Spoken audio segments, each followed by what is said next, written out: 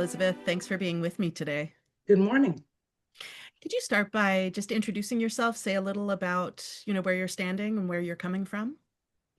I'm a geologist. I was born and raised in the Netherlands, and I did my undergrad and my master's degree in geology there, mostly in sedimentology, which is the process of sedimentation. Many Dutch geologists end up being sedimentologists because we're a low-lying country. Then I went to the US. I did my PhD. I worked in the Mississippi Delta, more low-lying, flat country. Went back to the Netherlands, taught at University of Utrecht, ended up in administration, as many academics do. Ran a PhD program, built it.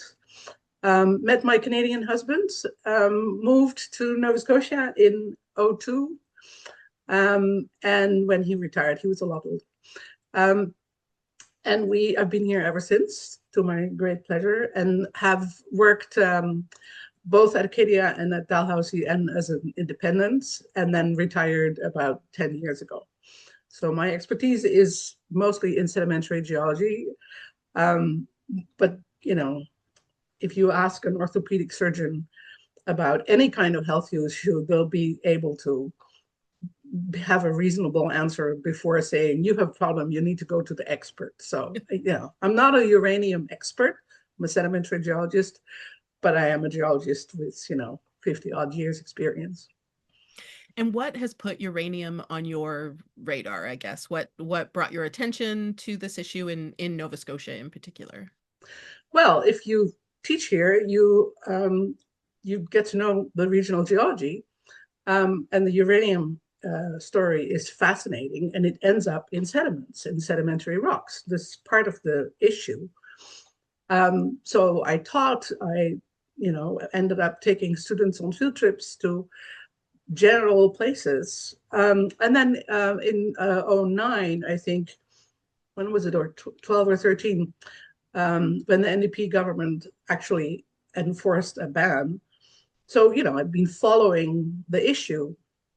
And because I worked in oil and gas, especially when I was in my 8 years in the Gulf of Mexico region, I'm very interested in energy and the implications of energy policy and what geology brings to the whole energy question, oil and gas and everything else, coal in the past. And so we're still, in Nova Scotia, we burn coal to produce electricity. So energy has always been high on my list of interest subjects. And so that's where uranium comes in.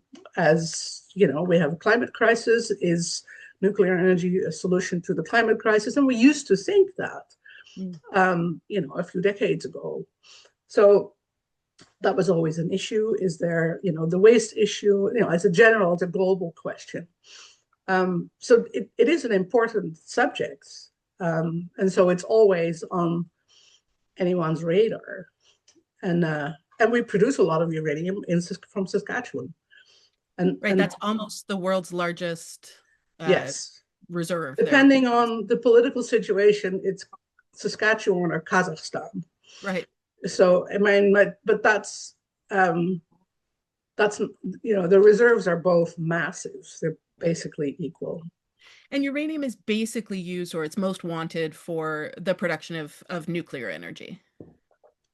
Yes. So Canada in the 90s, I think, declared that they would only produce uranium for peaceful purposes, and not for weapons. Yeah. And I think that's even difficult to follow, but that's the part that I really don't know anything about. But yes, so Canada developed its own nuclear reactor, the CANDU reactor, and so I think there's a dozen nuclear power stations in Canada that are CANDU, and the one in New Brunswick is the one that's closest. Yeah. And you referenced the ban that the NDP government in 2012 or 2013 enacted, and that's a ban on mining, but not a ban on research, right? There was never a ban on research. The Nova Scotia Department of Natural Resources has always been able to do research. And they have, I mean, even in the most recent report was only uranium in private wells. Of course, a lot of Nova Scotians are on wells, and uranium is very mobile at the subsurface. And that research was carried out in the decade after the ban was in place. Now, they've tested wells, they didn't go for the resource, but research was always possible. And that was one of the issues that came up when the ban was lifted. So now we can do research. You can always do research. And if you have a certain research question about it, you should also always do research.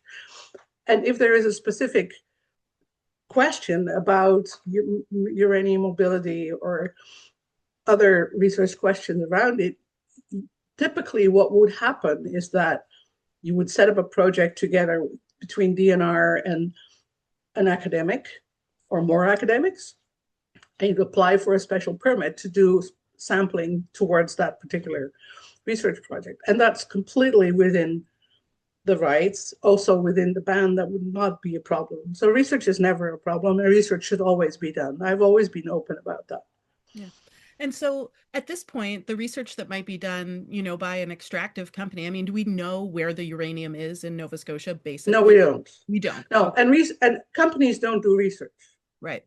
Academia does research, and the Department of Natural Resources does research, and NRCan, National Resources Canada, but they don't do research within provinces below whatever latitude. So it will be Department of Natural Resources together, typically together with some academic department or more than one. Right. Companies don't do research. They do on-the-spot testing, but they don't do research. Okay. Yeah. Can you just make that distinction for me between research is you've got a research question and it's probably related somehow to how we quality of research, the quality of the resource, quantity of the resource. In uranium cases, very much is how and where, how mobile is it and where does it go, affects other parts of surrounding the resource. Those sorts of the different mineralizations that happen, about which I know nothing, but I know that is a hot research topic, as it should be. Those are the kind of reasons a company will get a license to target a specific area, and then will drill and will test the samples that they pick up, but they don't do the research. They might finance research. I mean, often this type of research is then to some extent also financed by big industry.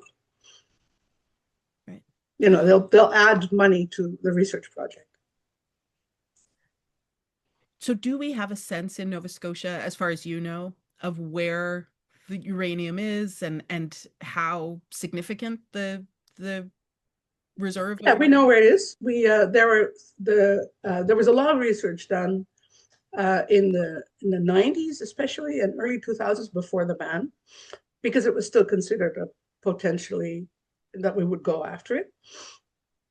So the geology of where the highest concentrations are is fairly well known, and on the basis of that research, which is all published, the government assigned these 3 locations, target locations for exploratory drilling last year. So they threw out the ban and they said these 3 areas are open for bids. And nobody bid on it. But those 3, that's a whole different story. Those 3 areas, those 3 sites had been defined and pinpointed on the basis of research that happened in the decades before. So they were well defined. It's known that there is a high concentration in those areas. So that's known. You can always know more and know better, but those 3 sites were known, yes. And I mean, Nova Scotia is a very small landmass, and those small. sites are in fairly populated areas, right? It's like South Mountain and 2 on the South Mountain, and then 1 near Talamagouche. Yeah. River John. And so the geology of those 2 is very different of those 2 Fall River and the South Mountain, the geology of those is comparable, and the geology of the Tittamegush site is very different, and hence very different exploration and production methods would be the result, which is what I show in my PowerPoint, which is on my blog. So those are the known highest concentrations on the basis of the research that we have so far. We're a small area, that's right. And it's all very close to population. And uranium is mobile. So I should not jump ahead of myself. Yeah, but I want to get into that because you've mentioned a few times about how mobile it is. So let's talk about that. Like, what concerns you about this, the potential of extracting it? Why does its mobility matter? What does that mean? Because it moves away from the source rock, which is the granite. Uranium came up when the granite's bodies came up 400 million years ago. The half-life of uranium-238 is 4.5 billion years. That is the age of our planet. So after 4.5 billion years, we have half of the uranium left that we had before, and then another 4.5 billion years for half of that, and so on. So we will always have radioactive uranium in our subsurface. That uranium is mobile and moves through the rock. And over geologic history, a lot happens. I mean, the granite body comes up, there's all kinds of rocks on top of it and around it. The uranium is mobile, it moves into rocks around it. Rocks get eroded off again, and the uranium moves with it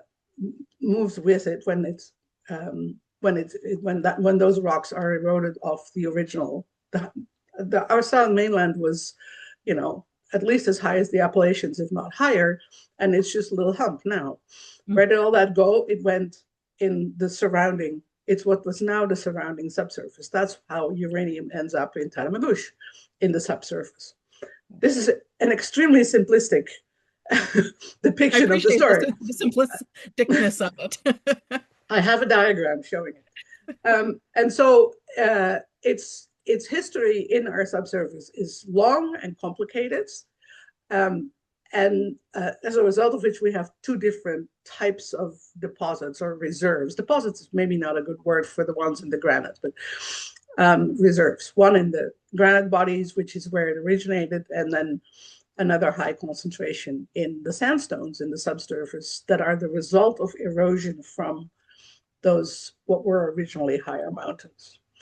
And their occurrences are very different.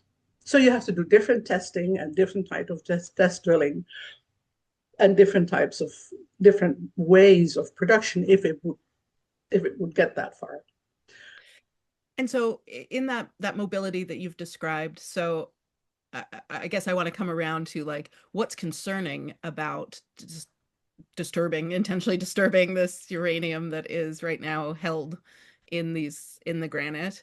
It is radioactive. There's some kind of impact to human health, and it's mobile, which means it could get into so water. The mobility is very slow. Yeah. It is a risk where it is right now. Right. It is a risk because we have, I forget how many tens of thousands of private Nova Scotians are on wells. Many Nova Scotians I'm in town water. I live in downtown Wolfville, but many Nova Scotians are on wells and they live in these areas. And that well water has uranium and its decay product, radon, comes out of that as well. So the report by the Department of Natural Resources, which is on my PowerPoint, they have tested all those wells. And so there is a high risk there. You can do something about that. You can put filters in, carbon filters in, but you need to know, you need to get your well tested, you need to pay for that, you need to know what to do, you need to purchase the carbon filters, and that's a whole issue. And it's well documented, and people can get a test kit at their local library, but you need to reach everybody. If you and so and a lot is not known well about. We know uranium is mobile in the subsurface. We know more or less how that works, but because we haven't done a lot of research, there's still a lot we don't know. For example, when they did now we get into fracking. When they did a fracking test well on the Knoll shore, they ended up with a lot of wastewater that was very radioactive. Because those rocks contain uranium, because those rocks are the deposits from what came originally from the South Mountain. So those rocks in the subsurface contain uranium, and that ended up in the wastewater of that one fracking test well. And so they didn't know what to do with it. And they ended up trucking it to, I forget exactly what they ended up doing, but they ended up trucking it to Windsor, and I think they ended up just releasing it in the Avon River. Yes, they did. So by disturbing the subsurface, we tap into rocks that have highly mobile radioactive uranium. And those are risks for the population. We do this in northern Saskatchewan, we as Canadians, which is essentially a completely uninhabited area, except for the one Indigenous community of Wollaston Lake. And their wells are tested, and they're the nearest, they are about 60 kilometers from the nearest uranium mine. And they are okay. But in terms of population, there's essentially nobody there except that one community, which is monitored. We don't have that. We have people everywhere. We can't simply say that it is uninhabited. We have way too many people. And so what is... And way too many unknowns. I mean, sorry to interrupt, but the Saskatchewan deposits are highly concentrated. We don't have any, they're completely incomparable to what we have here. So the geology is completely incomparable. So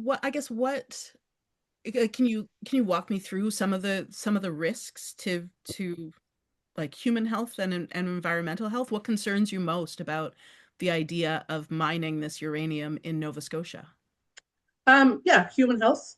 So it's radiation. This is radioactive uranium risk.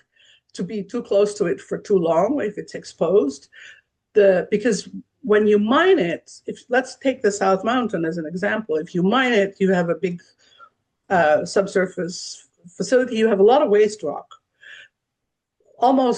There's a lot of active uranium in the waste rock because it's dispersed in the rock, and you can't get all of it out. So you end up with waste piles that you have to contain in order for the uranium not to be dangerous to anybody near it. And then you have the risk of, by excavating it, influencing groundwater flows, and thus changing and making worse, maybe, we don't know this, but why take the risk if you don't have to, of increasing the amount of uranium in all of the groundwater. So there's both the superficial risk at the surface for people immediately around it, including those who work there, which won't be very many people because most of it is robotized and automated in order to reduce risk. They don't want workers in uranium mines. So jobs, no. And so that is a huge health risk. I assume that being exposed to that kind of radioactive material, the health risk is cancers. Yes. Yeah. So when Canada was actively mining uranium in a much less safe way in the 70s, Elliott Lake is a famous example, and well researched, where the Indigenous community couldn't hunt or fish anymore because all the wildlife was too radioactive, and the amount of cancer in those communities was sky high. So that is much. That that was 50 years ago. I think it closed 40 odd years ago and had been active for about 15 years, something like Mm. that. Um, and so the techniques and the technology of mining that uranium were much less safe than it is today. That's what the mining companies would tell you. We'll know how to do it safely now. And I believe the Saskatchewan operations are very safe, but those reserves are completely incomparable to those that might exist in Nova Scotia. And again, there's nobody there. There's no permanent population there except that one tiny Indigenous community, which is 60 kilometers away from the nearest mine. So it's incomparable.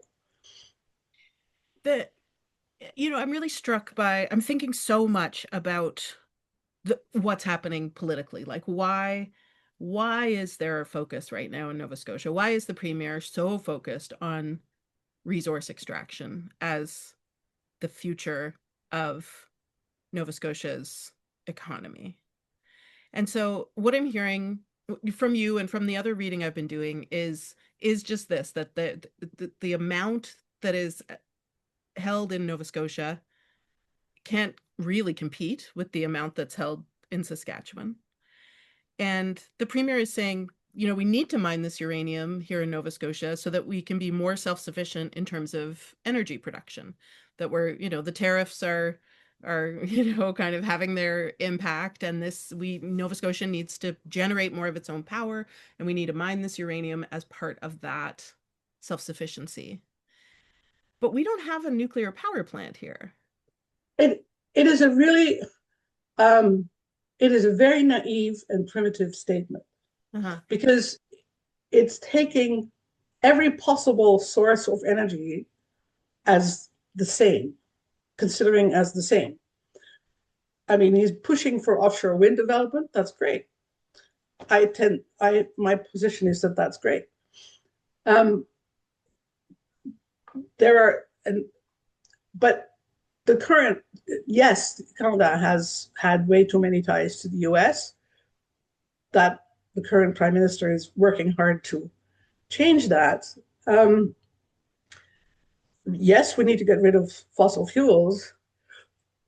It takes at least 10 years to produce any uranium from any, after you do all the environmental impact studies and the consultations and everything, before you have what's called a spade in the ground, you are at least a decade ahead. Imagine the amount of wind and solar you can build in a decade without risk to a population.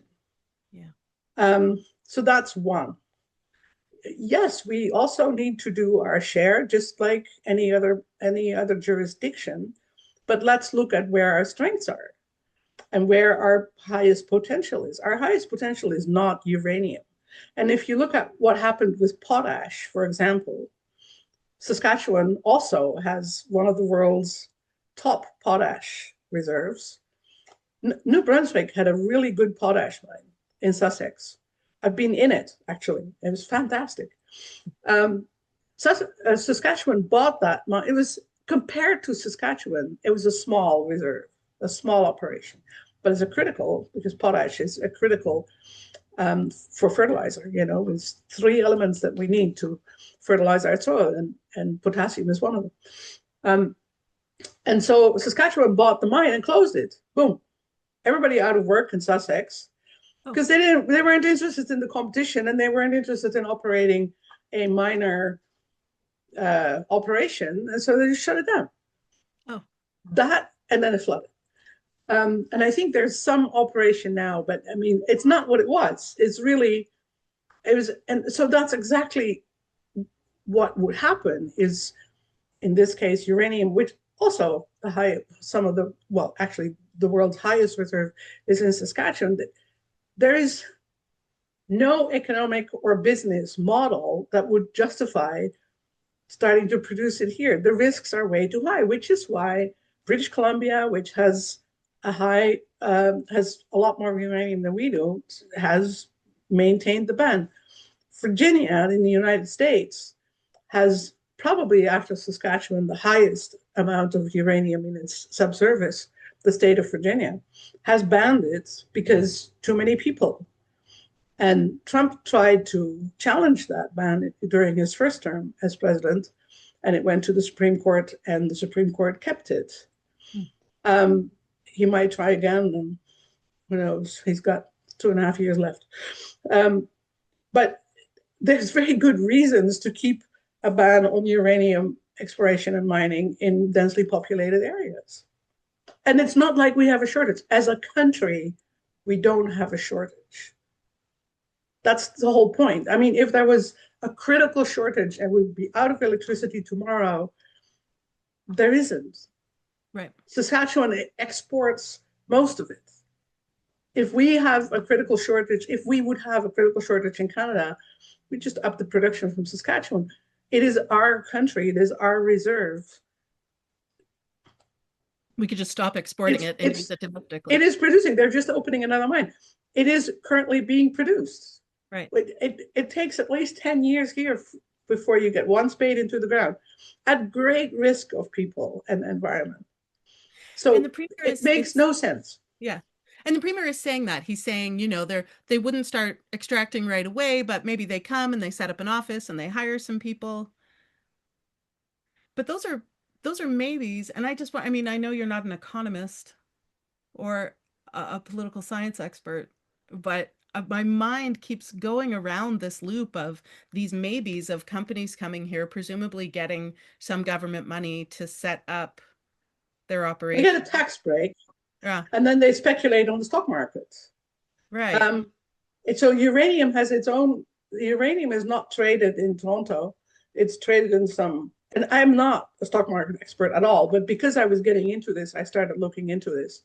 Yeah. And as soon as war threatens, the price goes up, and so that's, companies make no money doing exploration.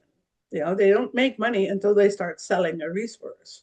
So they make money. This is why you see these mining companies split up and rejoin and combine and go bankrupt, and because they raise money in the stock markets. So when the price is high, lots of global political tension, price goes up. Oh, we can sell some shares, and then we can afford an exploration campaign, and then we make some money on that.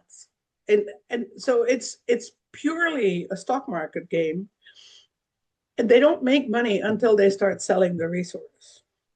And until that, it's open game. They might get a tax break. They get also tax breaks, but they don't make money during that time at all. So they need to play the stock market in order to.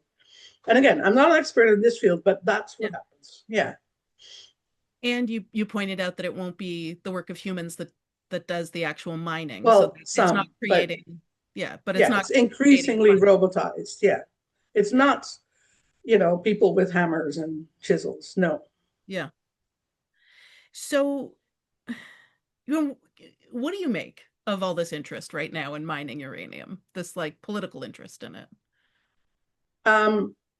It's uninformed. It's the Mining Association of Nova Scotia, which is a largely foreign-funded lobby group.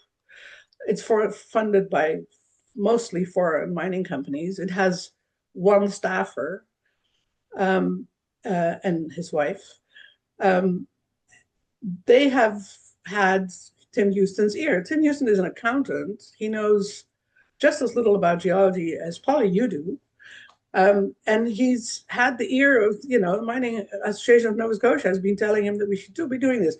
And I've been told, and I have not verified this, so this is important. I haven't verified this, but I have been told that the Mining Association of Nova Scotia, Sean Kirby is his name, thought that if we could do this quickly, we could prove that we could do exploration, maybe production for uranium in densely populated areas, and that would just such a breakthrough.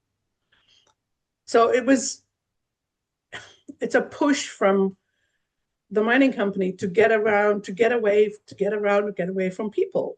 Mm. If we just get these people out of the way in their protests, then we can just do it, and we can show that we can do it safely. But there is whereas mining is getting safer all the time, I don't dispute that at all. It is pointless to expose people, so many people so close to this area, to this kind of risk when there is no economic need whatsoever. Yes, we as a country need to become more independent from the US, and the current Prime Minister, Mark Carney, is working on it. But we have the world's largest uranium reserve. What are you worried about? Yeah. And there are these other options in Nova Scotia for developing parts of our economy that are related to energy that aren't extractive. So the demand for electricity goes up because we want to reduce fossil fuels. So the demand for electricity goes up. We have, and we need to charge batteries, and so that demand for electricity needs to be met. And so you need power plants, and you need clean power plants. So that is a huge problem. That's a really difficult issue. I have, and absolutely, that's totally acknowledged. And within every jurisdiction, you should look at what you can do best to meet, the decarbonization goals. And offshore wind is definitely something that we should look at. Absolutely. I want to make very clear that I am not in principle opposed to nuclear energy. But it makes no sense to develop this resource here when Canada has the world's largest deposit in Saskatchewan. And that as a jurisdiction, we can contribute in a different way to decarbonizing our energy demand. Yeah. If mining does happen here, if this mining happens, what concerns you about the aftermath of it? I always think about, when I was on CBC, we had a lot of conversations about industry and economy and the environment and the tension that exists. And I remain struck by the ways in which industry, I think a lot about the pulp mill in Pictou. I did a lot of stories about that pulp mill in Pictou and the impact of the environment and the people, and the way that the company was never on the hook for cleanup. It was always Nova Scotians who were left holding that terrible toxic bag. And so I would love to hear your point of view on, if this kind of project is allowed to go ahead here, like what are you concerned about, or what do you foresee? So again, I'm not an expert in environmental remediation of any mining effort at all. You need to talk to an environmental toxicologist, or somebody with that expertise. But we see in general all over that, again, because companies don't make money on the exploration side, they want to get tax breaks, they want to get breaks on how they solve environmental issues if they produce something, and we end up always with a bigger cleanup bill than what they have put. I mean, every company has to put down a deposit that will, deal with the environmental cleanup, and it's never enough. Look at the Touquoy gold mine, the cleanup. Oh yeah, we didn't quite put that much money down, but we're going to do another one. We're going to go have another gold mine in Ingomar. So without having that expertise, as just a citizen who tries to be well informed, I continue to be disappointed by the fact that it's never really done well enough. So that is a continued concern. There's always a concern. And because we don't understand the mobility of uranium in the subsurface well enough, and because these reserves, if they're even economic reserves, we don't know that, if they would be tapped, we have no idea about the consequences. And so the precautionary principle works, should be applied. If the risk is too high, don't do it. So again, by all means, do research. We do need more research on what uranium is doing in our subsurface. Absolutely. Finance the research. It's important. It's not going to be, it's not just important here. It'd be important for any part of the world where they have uranium deposits and people, for sure. But we didn't need to lift the ban to do that research. No, we didn't need to lift the ban to do that research. We could be a role model for how to do research on this critically risky element in our subsurface, but we didn't need to lift the ban. No, not at all. I was watching the legislative session on YouTube last week, yeah, Thursday, and one of the MLAs, Brendan McGuire, I think it was responding to some things that independent MLA Becky Druin had said, and he referenced this idea of putting the no in Nova Scotia, that people who are, who are saying like maybe let's not do this or this isn't worth the risk are just in the way and are just putting the no in Nova Scotia. And I would love to hear what you're thinking about that. Such a cheap meme. Honestly, I don't know. Tim Houston must have had a PR person who came up with that, but I think we should all be very proud Nova Scotians. And we're not. The idea that people are against economic development is nonsense.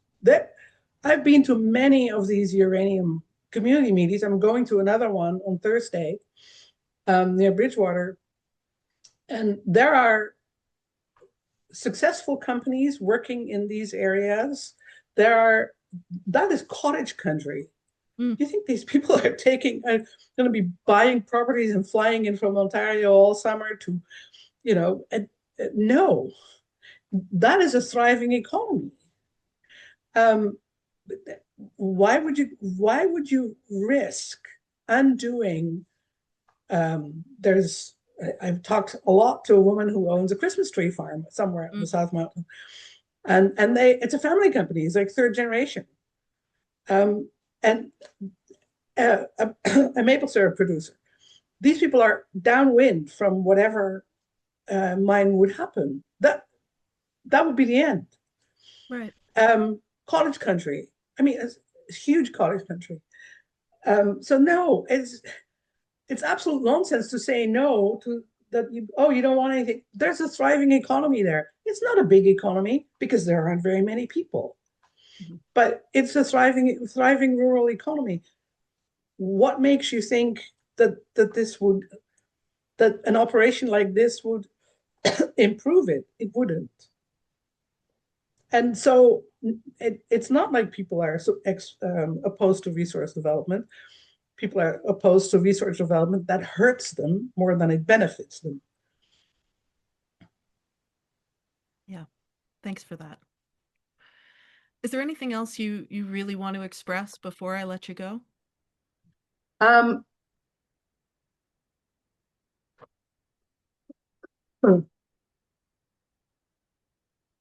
look at your questions, which I wrote down before I couldn't see them anymore.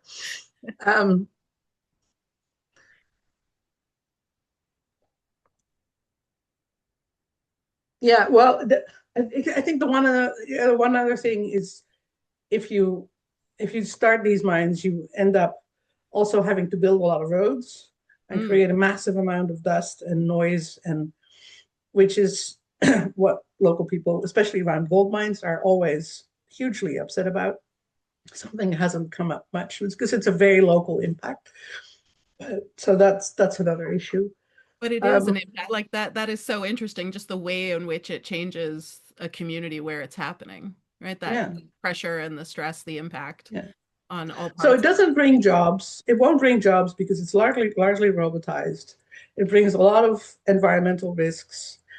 And again, let's be an example of doing the environmental research on a resource that we have to live with another 4.5 billion years.